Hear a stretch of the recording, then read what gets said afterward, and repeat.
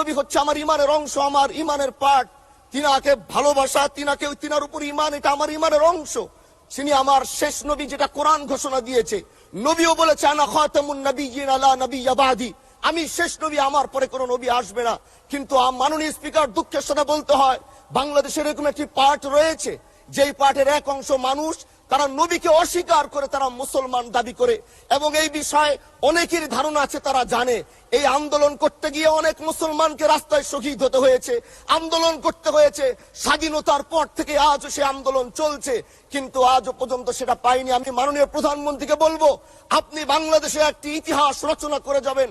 আপনার মাধ্যমে যদি এটা স্বীকৃতি পায়, যারা নবীকে অস্বীকার করে তারা কোনোদিন মুসলমান থাকতে পারে না, এটা আইনের মাধ্যমে, এটা বাংলাদেশের পার্লামেন্ট থেকে ঘোষণা হবে, সেটা আমরা চাই। মাননীয় স্পিকার, আরেকটি কথা, আপনি জানেন আমরা আমাদের নবীকে সবচেয়ে বেশি ভালোবাসি, যিনি আখিরি নবী, যাকে বলা হয়েছে ওয়ামা আরসালনাকা ইল্লা রাহমাতাল লিল আলামিন। আমরা বারবার দেখছি কিছুদিন পর পর কারা যেন কিভাবে এসে আল্লাহ নবীর শানে কটূক্তি করে, নবীকে নিয়ে অশ্লীল ভাষায় গালিগালাজ করে, নবীর শানে কটূক্তি করে। এই আন্দোলন, এই সংগ্রাম করতে গিয়ে আপনিও মাননীয় স্পিকার দেখেছেন, রাস্তাঘাটে আন্দোলন করতে গিয়ে কত মানুষ মৃত্যুবরণ করেছে। যদি একবার বাংলাদেশের আইনে, কারণ মুসলমান যদি আমাদের বাংলাদেশের পার্সেন্টেজ অনুযায়ী আমাদের অবশ্যই মুসলমানদের সংখ্যা এই দেশে অনেক বেশি। আমরা তো অন্য কিছু চাচ্ছি না।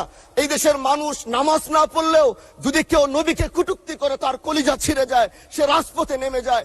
আমি বলবো, যারা নবীকে কটূক্তি করে, নবীর নামে গালিগালাজ করে, এদের মৃত্যুদণ্ড, এই আইনটাও যেন বাংলাদেশের এই সংসদ থেকে পাশ করা হয়। মাননীয় স্পিকার, এই কথাগুলো বলতে গিয়ে অনেক কথা হারিয়ে যাচ্ছে। এলাকায় বলেছিলাম যে আমরা ন্যায়ের পক্ষে কথা বলবো, ইনসাফের পক্ষে কথা বলবো।